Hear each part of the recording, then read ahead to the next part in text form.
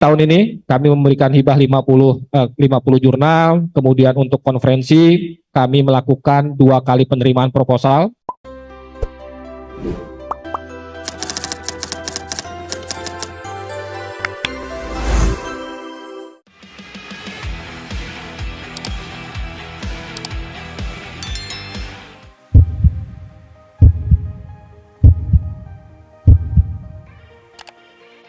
Nah, untuk substansi jurnal ilmiah dan publikasi ilmiah, di sini kami fokus tentu saja untuk melakukan tugas rutinitas, kami melakukan akreditasi jurnal ilmiah. Kemudian kami melakukan pengembangan tata kelola jurnal agar jurnal kita bisa semakin banyak yang terakreditasi ataupun semakin banyak yang terindeks internasional dan internasional bereputasi. Pada tahun ini jurnal yang terakreditasi ada 7.400, di mana kita ketahui jumlah jurnal yang terdaftar di Garuda itu saat ini ada 16.000 jurnal. Sementara yang memiliki EISSN itu ada sekitar 50 ribuan. Artinya masih banyak jurnal-jurnal yang dikelola oleh perguruan tinggi, oleh lembaga lain di Indonesia itu belum terdaftar di Garuda. Nah, bagi yang sudah terdaftar di Garuda sendiri, yang terakreditasi hingga saat ini baru ada 7.400. Dengan sebaran tiap tahunnya, alhamdulillah kita mengalami peningkatan yang cukup signifikan. Kami pada tahun 2017 pernah menghitung kebutuhan jurnal sebagai wadah publikasi bagi Bapak Ibu para dosen, itu sekitar 7.800 jurnal terakreditasi. Hingga saat ini, jumlah jurnal ada 7.400, mudah-mudahan semakin banyak jumlah jurnal yang terakreditasi. Kemudian jumlah jurnal yang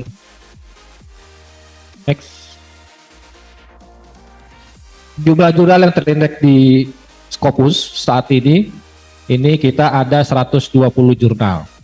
Dan alhamdulillah tiap tahunnya kita mengalami peningkatan juga, di mana di bulan ini ada 2 jurnal yang terindeks di Scopus. Nah, pada kesempatan hari ini kami mengundang pihak dari Scopus untuk memaparkan terkait kriteria bagaimana jurnal kita bisa terindeks dan semakin banyak jurnal kita semakin terindeks. Ada beberapa mungkin pertanyaan dari Bapak Ibu yang jurnal terindeks, ada yang dalam waktu 1 minggu sudah terindeks di Scopus, ada yang 2 minggu, ada yang 1 bulan. Nah, ini kesempatan kita nanti untuk menanyakan kepada Mr. Alex terkait hal tersebut, kenapa terjadi perbedaan-perbedaan waktu dalam proses terindeks tadi. Kemudian jumlah jurnal yang terindeks di DOAJ, ini data per 14 September, ini kita cukup bangga, jurnal kita berada di peringkat pertama, ada sekitar 2.000.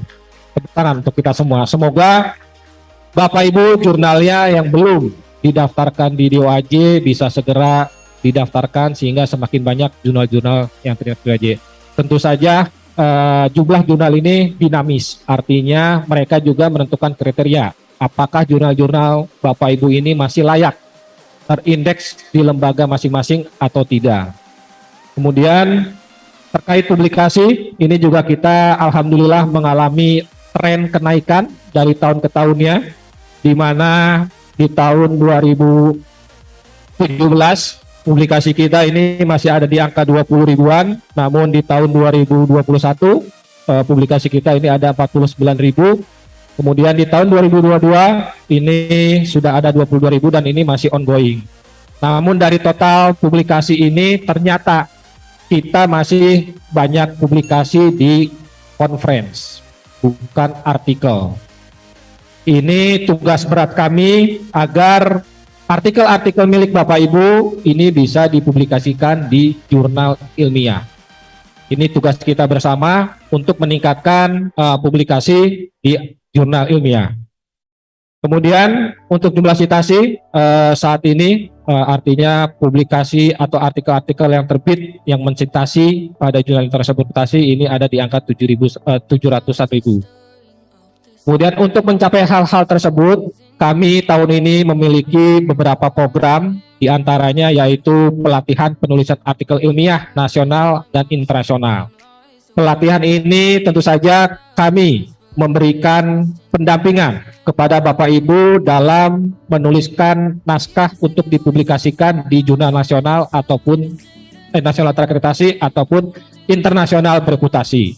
Alhamdulillah tahun ini ada beberapa dosen yang mengikuti pelatihan, akhirnya artikelnya sudah terbit di jurnal internasional bereputasi. Kemudian kami juga membantu memberikan bantuan bagi Bapak Ibu untuk menyelenggarakan konferensi ilmiah internasional. Konferensi ilmiah internasional ini tentu saja tujuannya memberikan dana pendampingan kepada perguruan tinggi, kemudian membuka peluang diskusi dan kerjasama antar dosen dari mancanegara, kemudian mendorong pertemuan ilmiah, dan tentu saja ini untuk meningkatkan kualitas publikasi kita di jurnal ilmiah ataupun di proceeding atau conference. Kemudian akreditasi, tentu saja ini tugas rutin kami dalam melakukan proses akreditasi. Kemudian kami juga melakukan pendampingan kepada jurnal-jurnal yang ingin naik peringkat ataupun yang ingin menuju terindeks bereputasi. Kami lakukan pendampingan selama 2 hari dilakukan di hotel, dan ini juga ada beberapa jurnal yang sudah melakukan proses untuk kenaikan peringkat akreditasi dan sudah submit di Scopus.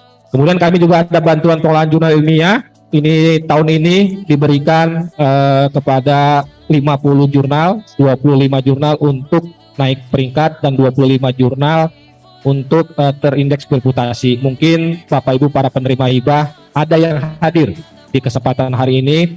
Semoga dengan bantuan dari kami, jurnal Bapak Ibu yang menerima hibah bisa betul-betul meningkatkan kualitasnya dan bisa sehingga bisa menjadi terindeks bereputasi. Kemudian kami juga ada beberapa program terkait pengembangan Sinta. Kami tahun ini sudah melakukan pengembangan sistem Sinta. Kemudian ada sosialisasi pedoman akreditasi. Kemudian kami juga ada beberapa sistem yang sedang kami lakukan revitalisasi. Untuk Arjuna tahun ini kami akan merevitalisasi. Insya Allah akhir tahun atau awal tahun wajah Arjuna nanti akan berubah. Kemudian untuk bantuan pengelolaan jurnal, ini tahun ini kami memberikan hibah 50 jurnal. Kemudian untuk konferensi kami melakukan 2 kali penerimaan proposal usulan. Untuk batch pertama ini ada 96 perguruan tinggi, ada 96 yang lolos substansi. Kemudian batch kedua ada 16 usulan yang lolos substansi, dan ada beberapa yang sudah diberikan sudah melaksanakan kegiatan konferensi ini.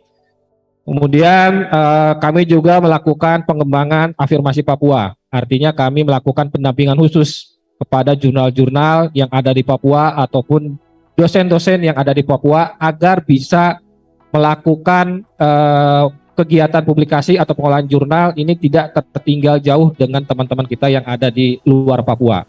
Kami melakukan pendampingan khusus. Semoga kegiatan-kegiatan ini bisa membantu para pengelola jurnal yang ada di Papua ataupun bagi dosen-dosen untuk bisa mempublikasikan hasil penelitiannya atau hasil pengabdian kepada jurnal ilmiah nasional terakreditasi atau terindeks bereputasi. Kemudian secara garis besar, ini juga mungkin Bapak Ibu sudah mengetahui, untuk akreditasi kami masih mengacu kepada Perdijen Risbang nomor 9 tahun 2018 tentang akreditasi jurnal ilmiah. Kemudian turunannya pedoman akreditasi yaitu Kepdikdikdikristek nomor 134 tahun 2021. Persyaratan administrasi yang harus dipenuhi ini juga menjadi catatan bagi Bapak Ibu. Masih banyak jurnal-jurnal yang kami tolak usulan akreditasinya karena tidak memenuhi. Yang pertama yaitu nama jurnal tidak sesuai dengan akte kelahiran atau tidak sesuai dengan ISSN. Bapak Ibu, nama jurnalnya misalkan Jurnal Teknologi Informasi, tapi di website hanya ditulis JTI atau ditambahkan Jurnal Teknologi Informasi dalam kurung JTI. Nah, ini tidak sesuai dengan akte kelahiran, maka jurnal Bapak Ibu usulan akreditasinya kami tolak. Kemudian Bapak Ibu harus memiliki pengenal objek digital. Ini bisa menggunakan DOI, pelanggan melalui Crossref, atau pengenal objek digital lainnya. Jadi Bapak Ibu bisa membuat alamat pengenal objek digital permanen sendiri. Kemudian mencantumkan persyaratan etika publikasi di halaman utama. Kemudian jurnal harus bersifat ilmiah, jurnal ilmiah paling sedikit terbit 2 tahun berturutan. Frekuensi penerbitan paling sedikit 2 kali dalam setahun. Ini tidak boleh ada bolong dalam 2 tahun terakhir. Kalau ada bolong maka usulan akreditasi juga kami tolak. Kemudian jumlah artikel sekurang-kurangnya 5 artikel. Kemudian jurnal sudah terindeks di Lembaga Pengindeks Nasional. Ini nomor 8 lebih ke bonus ya. Artinya Bapak Ibu, jurnal sudah terindeks di Garuda, itu sudah diberikan nilai poin 4 kalau tidak salah. Kemudian editor, ini mohon mulai dipersiapkan minimal dari 2 lembaga, tidak hanya dari institusi Bapak Ibu. Tahun ini kami masih memberikan kelonggaran. Editor dalam 1 lembaga masih bisa kami terima usulannya, tapi tahun depan akan kami tolak secara administrasi. Karena apa? Kami ini ingin sejalan dengan tim PAK. Tim PAK melakukan penilaian jurnal nasional itu harus dikelola atau melibatkan editor dari minimal 2 lembaga. Kemudian memasukkan user dan password sebagai editor, nah ini juga masih banyak yang salah memasukkan, bahkan invalid pada saat kami coba login di OJS Bapak Ibu. User dan password sebagai editor ini fungsinya adalah untuk asesor kami login di OJS Bapak Ibu, untuk melihat proses bisnisnya. Gitu. Kemudian tentu saja Bapak Ibu di Arjuna mengisi evaluasi diri dan memasukkan link atau URL nomor terbitan. Saat ini usulan akreditasi kami memohon maaf jika pada saat penilaian ini berjalan sangat lambat karena memang sepeninggalan pada saat di Ristek Print atau dalam masa transisi di tahun 2021 itu usulan akreditasi yang belum diproses cukup banyak. Sehingga kami mendahulukan usulan-usulan yang cukup lama. Saat ini usulan akreditasi ini yang sudah masuk ini ada 3.500 yang menunggu desevaluasi. Kemudian yang dinyatakan lolos desevaluasi ada 1.600 dan tidak lolos ini dikembalikan ini ada 1.800. Artinya ini cukup banyak Bapak Ibu yang masih belum memenuhi syarat minimal untuk mengajukan akreditasi. Di antara yang tadi saya sebutkan, ada memasukkan link nomornya yang lebih dari ketentuan. Untuk reakreditasi harusnya 1 nomor, Bapak Ibu masukkan 2 atau 3 nomor. Itu kami tolak. Ada yang usulan baru seharusnya 2 tahun terakhir, Bapak Ibu memasukkannya 3 tahun, 4 tahun, bahkan ada yang dari nomor pertama, itu kami tolak. Jadi ini masih cukup banyak. Kemudian yang belum dilakukan desevaluasi, ini ada 1.400, nah kami tahun ini sudah melakukan proses penilaian selama 2 periode. Periode pertama ini sudah kami umumkan, periode kedua ini ada sekitar 900-an jurnal, baik yang usulan baru ataupun yang reakreditasi ini sedang dalam proses finalisasi SK. Mudah-mudahan di bulan ini bisa kami selesaikan dan bisa kami umumkan. Kemudian untuk indeksasi Garuda, Bapak Ibu tentu saja sebelum daftar di Arjuna, Bapak Ibu harus mendaftarkan jurnal Bapak Ibu di Garuda. Maka prosesnya itu nanti tim kami akan melihat kelengkapan, kesesuaian, apakah sudah sesuai. Kalau sudah sesuai maka submit Bapak Ibu saja Bapak Ibu di Garuda akan kami proses. Kemudian kami juga ada repositori Rama, ini repositori tugas akhir mahasiswa yang ada di perguruan tinggi Bapak Ibu. Ini kami harapkan jika Bapak Ibu nanti memiliki repositori bisa bergabung di Rama sehingga ini untuk mencegah awal terkait duplikasi tugas akhir para mahasiswa. Karena kita ketahui kadang-kadang mahasiswa dalam melakukan penulisan skripsi bisa mengambil dari perguruan tinggi lain atau bahkan dari internal sendiri. Tinggal diubah lokus penelitiannya atau data-datanya. Nah ini untuk mencegah terjadinya plagiat. Kemudian kami juga ada Sinta. Nah saat ini Sinta sudah terhubung dengan berbagai macam sistem yang ada di Indonesia ataupun di luar negeri. Di antaranya yaitu Scopus, Web of Science, kemudian Google Scholar. Kemudian Sinta sekarang sudah digunakan untuk kenaikan pangkat Bapak Ibu selaku dosen di menggunakan aplikasi Sister. Jadi Bapak Ibu diminta harus tetap mengupdate profil Bapak Ibu di Sinta.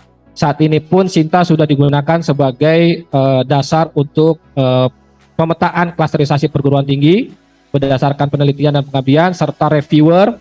Kemudian nanti ke depan ini untuk pengusulan hibah proposal penelitian dan pengabdian pada masyarakat di mana kami akan mengacu kepada skor Sinta yang ada di profil Sinta. Next. Nah kemudian untuk akreditasi ini mungkin Bapak Ibu sudah mengetahui ya, kita masih mengacu pada pedoman akreditasi, kemudian alur pengajuan. Nah ini proses evaluasi akreditasi, kemudian peringkat akreditasi, Syarat akreditasi ini sudah, mungkin ini kita skip saja ya. Mungkin itu Bapak Ibu secara umum kebijakan kami terkait program-program yang ada di RTPM khususnya di substansi jurnal ilmiah dan publikasi.